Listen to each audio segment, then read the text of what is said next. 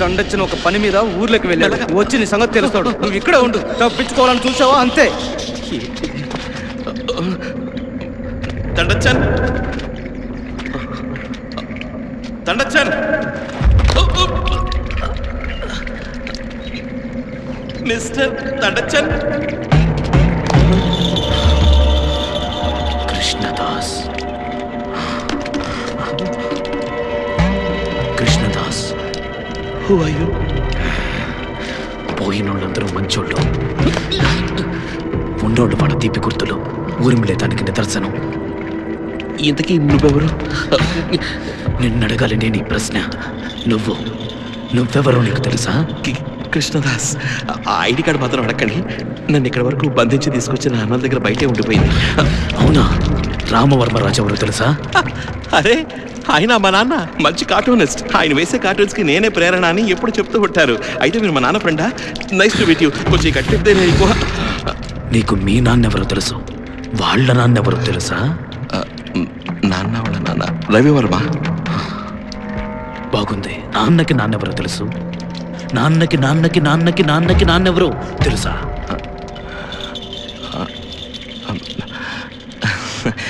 చూడండి, నేను ఇక్కడికి వచ్చింది ఒక సైట్ని అమ్మడం కోసం. నా యాన్సెస్ట్రల్ ప్రాపర్టీని, నా వంశ చరిత్ర గురించి అడిగి నన్ను హింసించి నా ప్రాణాలు తీయకండి. యాక్చువల్లీ మీకేం కావాలి స్వామీజీ? నీ మాతృభూమిని అమ్మడానికి వచ్చావు కదా, దానికోసం రక్తం చిందించిన వారి గురించి తెలుసుకోవాలి. కొండలు కొనలు దాటి ప్రయాసపడుతూ వచ్చావు కదా, అమ్ముకుపోయే ముందు ఒక్క పిడికిలి మట్టి చేతపట్టి ఆలోచించు. నువ్వెవరు? డబ్బుని ఎరచూపి మిరియాలు కొనడానికి వచ్చిన పోర్చుగీస్ సముద్ర మార్గాన మన దేశానికి వచ్చే నాటికి మీ పూర్వీకుడైన కేళు నాయనారికి 8 ఏళ్ళు.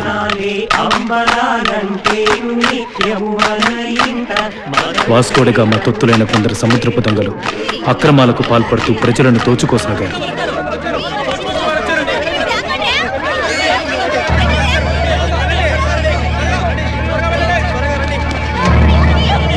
ఏ దౌర్జన్యం జరిగినా ఎదురొడ్డి పోరాడి నిలదీసి అడగడానికి ఆ కాలంలో ఒక వీరుడుండేవాడు.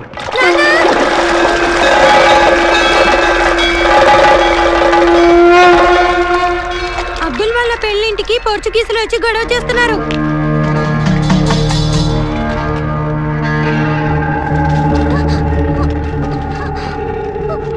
అయ్యా, నా కూతురు నేను చెయ్యట్లయ్యా.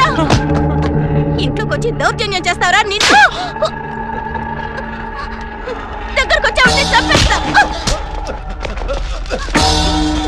దోచుకోవడానికి వచ్చే ముందు తెలుసుకున్నా ఎక్కడున్నది నీ పాలిటీ ఎవడని. సముద్రపు దొంగలకి పుణ్యభూమి మీద చూడలేదురా. తండ్రి పేరు తెలియని తొత్తు కొడక.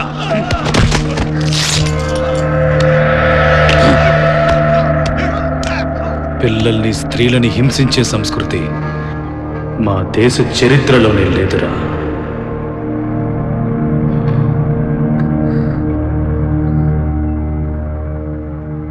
సిరి సంపదలకు నెలవైన భారతదేశాన్ని కొల్లగొట్టడానికి వాస్కో రెండోసారి వచ్చాడు.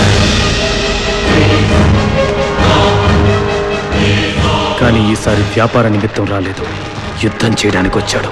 15 ఓడలలో సైనిక సమూహంతో సముద్రంలో కాపు కాశాడు. పవిత్రమైన హజ్ యాత్రకి వెళ్లి మక్కాని దర్శించుకొస్తున్న ఒక ఓడ దురదృష్టవశాత్తు వాస్కో కంటపడింది. వాస్కో ఆ ఓడను అదుపులోకి తీసుకుని కోలికోడ్ వ్యాపారస్తుడైన బాజా ఖాసీంతో పాటు అతని ఓడలో ప్రయాణిస్తున్న 400 మంది స్త్రీలను పిల్లలను నిర్బంధించాడు. 4 ఓడల మిరియాలు, బంగారం, డబ్బు ఎంత ముట్ట చెప్తామని ప్రాధేయపడ్డా వాస్కో కనికరించలేదు. ఈ పరిస్థితినంతా విన్న ప్రాంతపు రాజు ఉగ్రుడయ్యాడు. దుబాసిని పిలిపించి ఒక లేఖ రాయించండి. పోర్చుగీసు ఓడలకు ఒక బ్రాహ్మణ్ణి పిల్లాన్ని పంపించండి. నిరాయుధుడై కన్న కొడుకుతో వచ్చిన వాడిని వాళ్ళు ఏమీ చెయ్యరు. నేను వెళ్ళటానికి సిద్ధమే మహారాజా. కానీ అక్కడికి వెళ్ళాక నాకు జరగకూడదు ఏదైనా జరిగితే నా కర్మకాండాలు చేయడానికి నా పుత్రుడు ప్రాణాలతో ఉండాలి కదా. కథలు కర్మల గురించి ఆలోచించాల్సిన సమయం కాదిది. వెంటనే మంత్రాలు జరపాలి. 400 మంది ప్రాణాలు అక్కడ ప్రమాదంలో ఉన్నాయి. నా కొడుకుని పంపిస్తాను. చిరక్కళ్ళు కొత్తువాళ్ళ కొడుకు కేళుని వాడుస్తాడు మీతో పాటు పోర్చుగీస్ ఓడలో.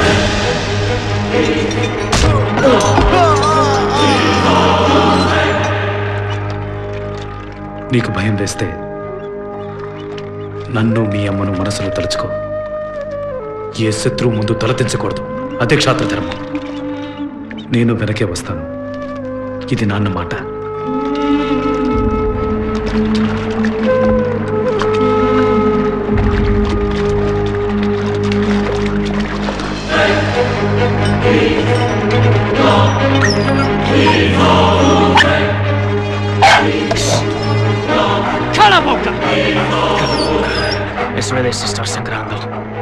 ఆపదలో ఉన్నవారు క్షేమంగా తిరిగి రావాలని సముద్రపు ఒడ్డున ఉన్నవారు ఎదురు చూశారు.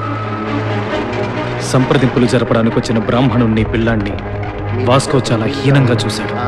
రాయబారానికి వచ్చిన వారిని చిత్రహింసలకు గురి చేశాడు. అటువంటి మానవ మృగం అంతకంటే సంస్కారవంతంగా ఎలా ప్రవర్తించగలదు? ఆ పిల్లవాడి కళ్ళల్లో రగులుతున్న ఆవేశాన్ని చూసి వాస్కో నిర్ఘాంతపోయాడు. శత్రువుకి జరవక తలవంచని అభిమానాన్ని చూసి నివ్వెరపోయాడు.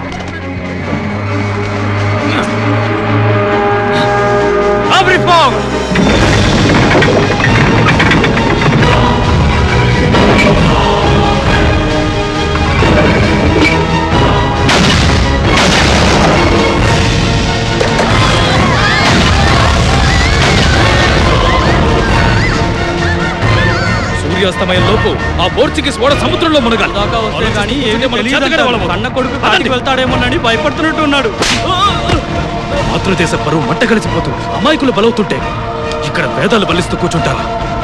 ఎవరు వద్దు, నేనొక్కడే వెళ్తాను. డబ్బుకి పదవికి ఆశపడి రాజుకు వెన్నుపోటు పొడిచి వాస్కో పక్షాన చేరాడు మంత్రి కురు.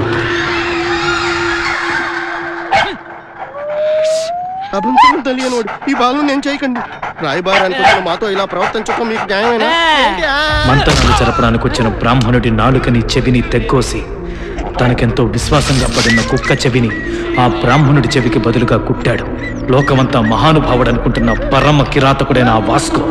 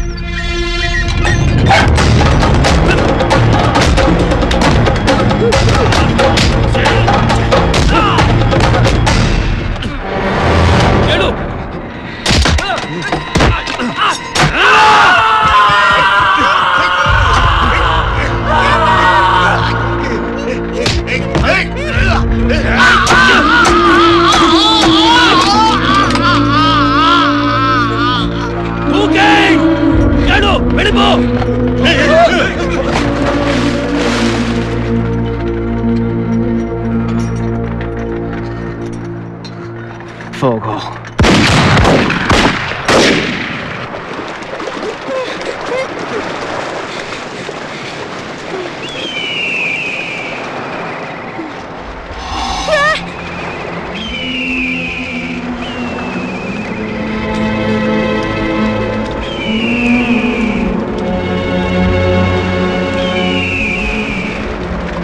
ప్రాణాపాయం నుంచి బయటపడిన కేడు గుట్టలు గుట్టలుగా పడిన శవాలను చూసి రోధిస్తున్న సమయంలో తమ ప్రాణాలను కాపాడుకోవడం కోసం వాస్కోకి ఇవ్వడానికి సేకరించిన బంగారాన్ని కొన ఊపిరితో ఉన్న ఒకరు కేడు చేతికిచ్చారు.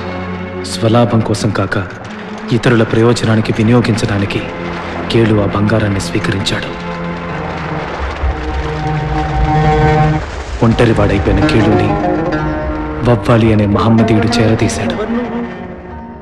కష్టంలో ఉన్న అతన్ని తనతో పాటు తన ఇంటికి తీసుకెళ్లి ఆశ్రయం కల్పించాడు.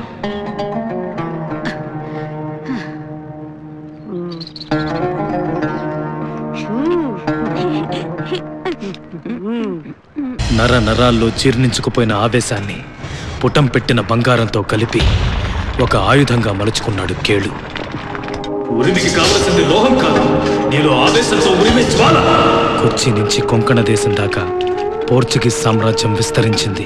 వారిని ఎదుర్కోవడానికి ఆత్మతో లీనమైన నిప్పులు విరచిమ్మే బంగారు ఉరిమి సృష్టించబడింది. ఎవరినైనా ఎదిరించే మనోధైర్యం ఉండాలి. అతని తండ్రి మాటలు కేళు చెవులలో ప్రతిధ్వనించాయి. శత్రువుని ఓడించేది ఆయుధం కాదు, పట్టుకున్నవాడి పరాక్రమం.